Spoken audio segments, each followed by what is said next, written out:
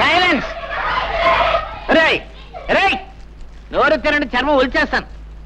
ఈ వంట వార్పు ఎవరి కోసం? మీకోసం, మీ మధ్యాహ్న భోజనం కోసం. ఒక్కరోజు వంట మనిషి రాకపోతే నా ప్రాణాలు పోతున్నాయి కదా. పాఠం చెప్పకపోయినా, వంట చేయకపోయినా ఆ వీడియో వచ్చి నా ప్రాణాలు తీసేస్తారు. అసలే తిక్క మనిషి. గొడవ చేయగానే పాఠం చెప్తున్నాను. రేయ్ ఇదిగో, నేను చెప్పింది చెప్పండి. ఉప్పులేని కూర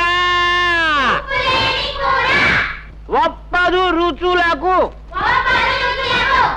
కూరల్లో సరిపడని ఉప్పు లేకపోతే కూరలు రుచించవు. కాబట్టి ఉప్పు వేస్తున్నాను.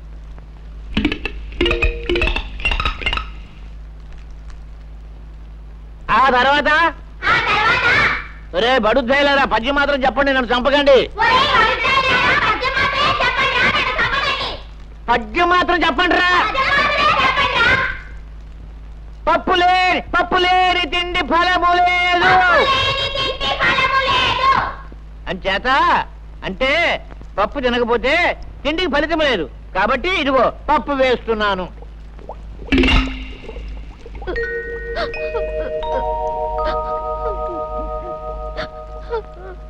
రేయ్, చదువుకోవడానికి పాఠాలు అక్కర్లేదు కానీ భోజనానికి మాత్రం టంచన్గా వచ్చేస్తావు. 3 రోజుల నుంచి స్కూల్కు రాకుండా ఎక్కడ తిరుగుతున్నావురా? ఎక్కడ తిరుగుతున్నావు చెప్పు. మా అయ్యకి 4 రోజుల నుంచి జ్వరం అండి. కూలి పనికి కూడా వెళ్ళటం లేదండి. 3 రోజుల నుంచి అన్నం కూడా తింటం లేదండి. ఇవాళ బాగా ఆకలేసి పళ్ళు తిందామని వచ్చానండి. మీ నాన్న వేరేగా జ్వరమా? అయ్యో పాపం. రే నరసింహం, ఏమిట్రా? వేరే గారి ఇంటిలో పోతే 3 రోజుల నుంచి పస్తులు ఉంటున్నారట రా. వాళ్ళ సంగతి చూసుకో.